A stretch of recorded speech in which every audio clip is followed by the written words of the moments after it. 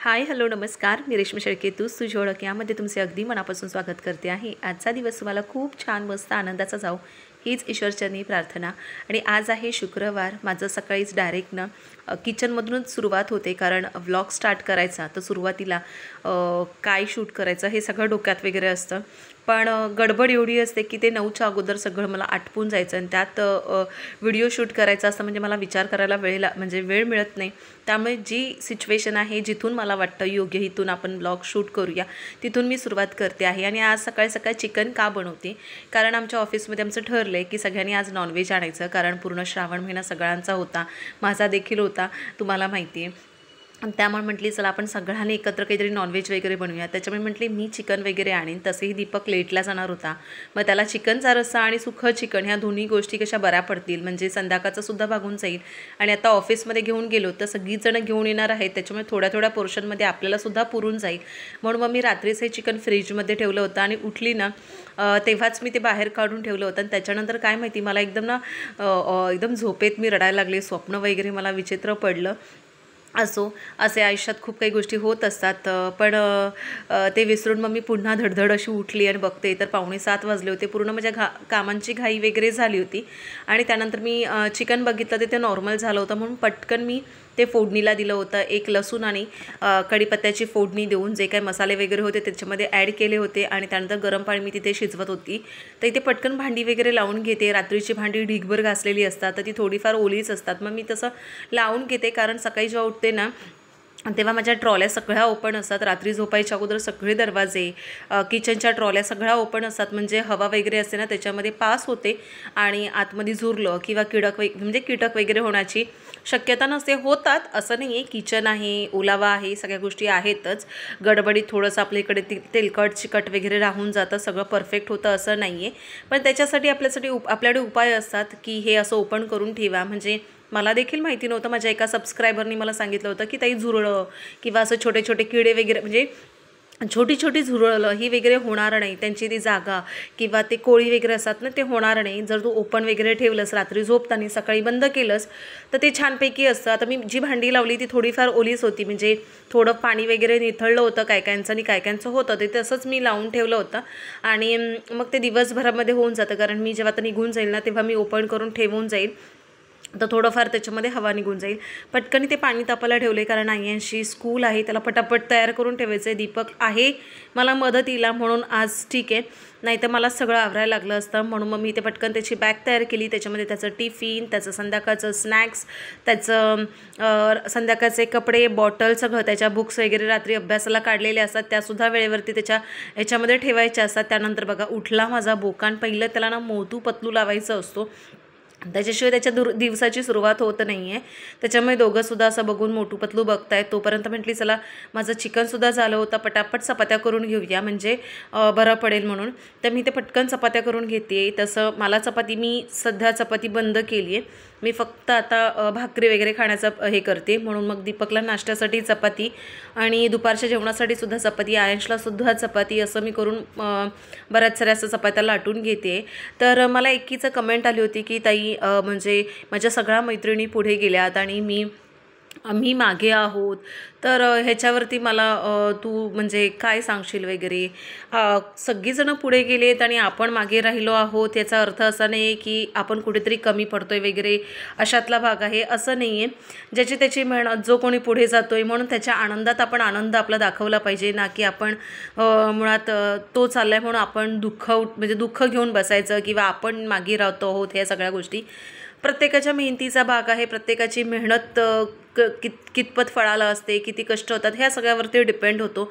म्हणून स्वतः खचून जाऊ नका. आपली थोडी वेळ अशी असते, आपण थोड्याशा हार्ड टाईममध्ये असतो, त्याच्यामुळे ती वेळ निघून जाते. स्वतःला समजून घेणं फार गरजेचं असतं. आणि ती एकदा वेळ निघून गेली ना की आपलं काम करत राहायचं. आपलं काम करत राहिलं ना की ती जी काही वेळ असते किंवा आपल्याला वाटतं की आपण कुठेतरी खचतोय किंवा काय, तर ते निघून जाणार. पण एवढंच की दुसऱ्या चांगल्या प्रगतीला चालला आहे म्हणून आपण आपल्यातला जो आनंद आहे तो गमावून आपण दुःख करत बसणार ना, तर अजून आपल्या वाट्याला दुःख येणार ना की ते सॉल्व्ह होणार किंवा काय.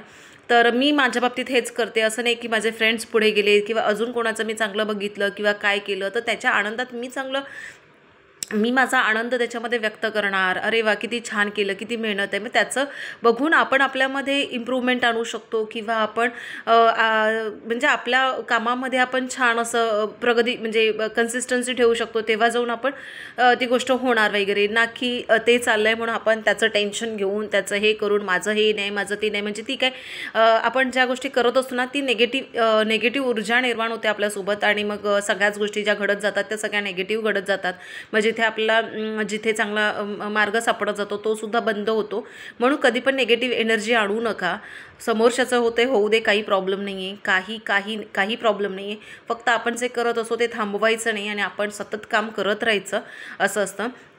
तर मी त्याच्यामध्ये काही असं मला असं नॉलेज वगैरे नाही की मी जसं एक्सप्लेन वगैरे करेन, पण मला जेवढं समजतं मी माझ्या पर्सनल दैनंदिन लाईफमध्ये ज्या गोष्टी फॉलो करते त्याच मी सांगितलेल्या आहेत. आणि त्यानंतर बघा आयशचं सगळं झालं होतं, तर आता तो स्वतःला बघतोय मी आरशामध्ये कसा दिसतोय, सेम डॅडीचा कॉपी झाला आहे. निघायच्या वेळेला स्वतःला आरशाकडे बघणं हे मॅन्डेटरी आहे. त्याच्यानंतर मम्माला बाय बाय करणं, जेजे बाप्पाला थँक्यू करणं, कारण मला सगळ्या गोष्टी दिल्याबद्दल जेजे बाप्पा थँक्यू, हे सगळं तो कधीच चुकवत नाही आहे. आणि त्याच्या व्हॅनचा आवाज येतोय, म्हणतो मामा पटापट कर म्हणून. तर दीपक त्याला सोडायला चालला, नाही तर ही ड्युटी माझीच असती. आणि बघा आयशला सगळे जाता येता बाय बाय करत असतात, बाय आयश, बाय चिकू वगैरे चालू असतात. आणि मला पण जातात सगळं तो स्वतःच्या हाताने करण्याचा प्रयत्न करत होतो. शूज घालणे, कपडे घालणे, वेडेवाकडे घालतो, पण आम्ही नंतर त्याला सुधरवतो. त्यानंतर बघा मी त्याला ड्रॉप केलं, म्हणजेच डोअरवरनंच त्याला बाय बाय केलं. आणि इकडनं मी त्याला म्हणते की आयश बाय, तर मम्मा म्हणतो बाय मम्मा, मी संध्याकाळी येणार आहे, मला खाऊ घेऊन दे, असं तसं त्याचं चालू असतं. म्हणजे आमच्या घरामध्ये आमच्यापेक्षा ना त्याची चपर प्रचंड चालू असते. आणि ते आम्हाला ऐकायला एवढं भारी वाटतं ना, खरंच खूप भारी वाटतं. तिथे व्हॅनवाले दादा वाट बघत होते. आणि बघा मी सकाळी उठली तेव्हा माझं लक्ष गेलं नाही की बाबा बाल्कनीमध्ये छान असं जास्वंदाचं फूल आलेलं आहे, मस्त जास्वंदाचं फूल आलेलं आहे. आणि माझे जे पर्पल हार्टचं जे झाड होतं त्यालासुद्धा मस्त अशा वेली वगैरे आलेल्या आहेत, खूप भारी वाटत होतं. त्यानंतर बघा माझी कुकर झाली होती, चपात्या झाल्या होत्या, कालवण झालं होतं, आयशची तयारी करून आयशला ड्रॉपसुद्धा झालं होतं. घरातला केर कचरा दीपकनेच काढला, मी काढला नाही, काढायचं बाकी आहे सॉरी. तर इथे म्हटली पटकन मी पहिलं खोबरं किसून घेते, कारण माझ्याकडे वाटण वगैरे नव्हतं आणि मला पाणी प्यायला अजिबात वेळ मिळाला नव्हता. मग मी ते पाणी सोबत पिते. तर तो जे काही तिकडे पसरलेलं आहे तर तो आवरावर करतोय, तोपर्यंत म्हटली मी ते वाटण तयार करून घेते आहे.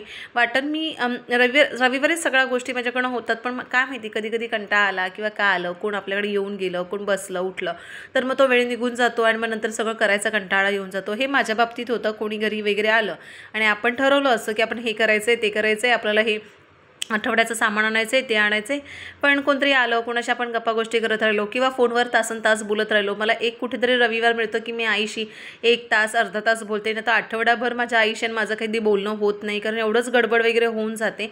त्याच्यामुळे मग असं काहीतरी ज्या आठवड्याच्या गोष्टी करायच्या असतात ना त्या माझ्याकडनं राहून जातात. बघा एका स्त्रीची किती धावपळ असते, एका लेडीची, नवरा बायको दोघं एकमेकांवरती किती डिपेंड असतात ना.